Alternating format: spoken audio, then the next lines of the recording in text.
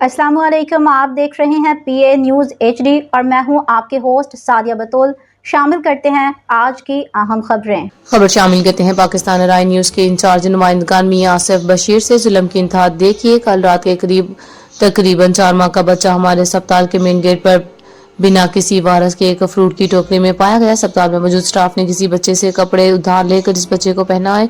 खैर, बच्चा इस वक्त अस्पताल इंतजामिया की तहवील में है। एक हफ्ता किसी वारस का इंतजार किया जाएगा और इसके बाद बच्चे को लाहौर में किसी ट्रस्ट फाउंडेशन के हवाले कर दिया जाएगा, जहां इस बच्चे के लिए अच्छे वालिदैन की तलाश की जाएगी। बच्चे की हरकत बताती हैं कि माँ का दूध भी पीता था और माँ की तलाश में है। काफी हद तक इम्कानात है कि अगवा या जायदाद का मामला होगा, क्योंकि इतना खूबसूरत बच्चा कोई कैसे यूं अस्पताल के दरवाजे पर छोड़कर जा सकता है। मेरी तो बड़ी ख्वाहिश है कि बच्चे के वालिदैन मिल जाए।